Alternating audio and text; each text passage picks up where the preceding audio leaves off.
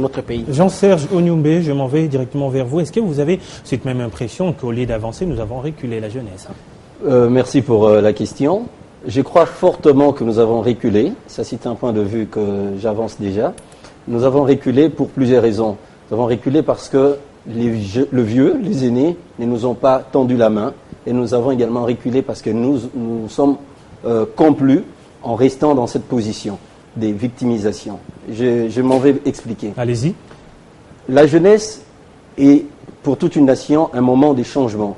Quand vous êtes jeune, vous avez de l'espoir, vous avez des initiatives que vous pouvez prendre.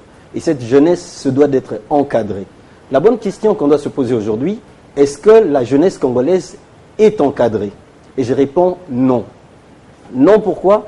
Parce que justement, je le disais, les aînés n'ont pas tendu la main à ces jeunes. La jeunesse congolaise n'est pas encadrée, mais vous êtes également coordonnateur d'une SBL qui s'occupe de la jeunesse. Que faites-vous jusqu'ici pour dire que la jeunesse n'est pas encadrée? Justement, vous parlez de l'ASBL que nous coordonnons Jeunes et Vieux. Oui. C'est la réponse à ce constat. Nous avons constaté que les jeunes n'étaient pas encadrés par les vieux.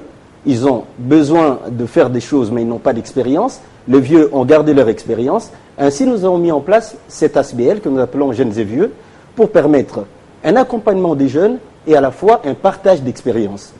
Vous savez, les jeunes d'aujourd'hui, ceux qui sont jeunes, ceux qui sont cette génération WhatsApp, qui sont cette génération sacrifiée, ne sont rien d'autre que les vieux de demain. Si aujourd'hui, cette jeunesse, je disais donc, n'est pas encadrée, en étant vieux ou vieille, elle ne saura que faire. La position actuelle de la jeunesse ne vous interpelle pas, puisque vous êtes censé aider aussi cette jeunesse dont vous faites partie non, c'est à se développer, à émerger. C'est un travail de fourmi qui doit impliquer toute une société. Ça manque quoi? Ça manque justement des initiatives, de la volonté. Il y a deux niveaux d'intervention.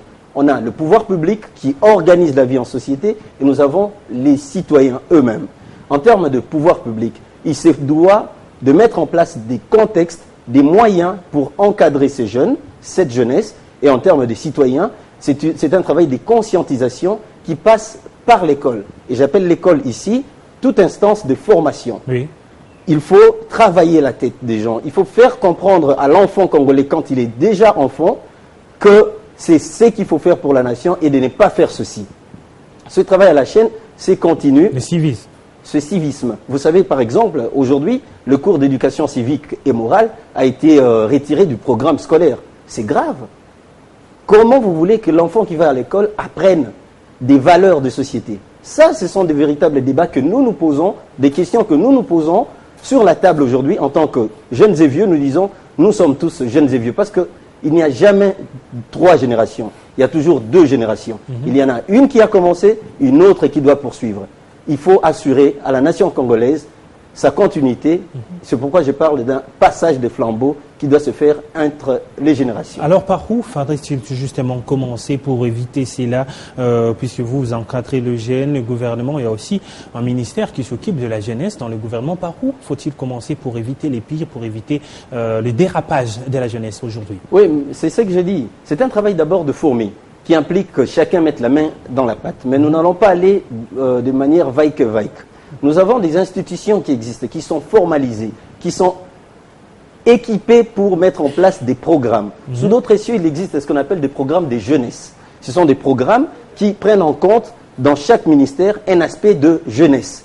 Ce sont des pistes comme ça qu'on doit mettre en place pour assurer aux jeunes justement leur la prise en compte de leurs desiderata sur la place publique. Alors, de l'autre côté, ça c'est un travail que nous devons faire sur terrain.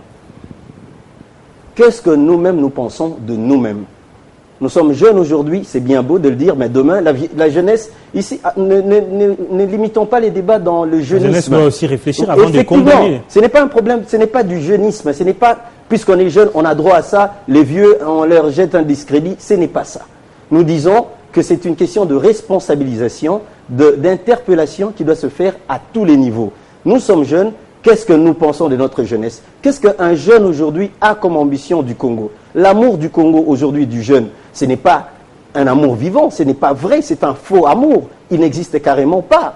Parce que le jeune a appris à vivre du quotidien. Au jour, comme on dit à Kinshasa, à chaque jour suffit sa peine, chance et l'okopamba, si je peux me permettre. Oui.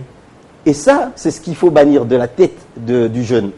Il faut bannir mais il faut également créer des contextes pour accompagner ces jeunes. Voilà, Samy Ouetchiou, vous avez pensé que la jeunesse d'aujourd'hui a beaucoup ou plus reculé au lieu d'avancer?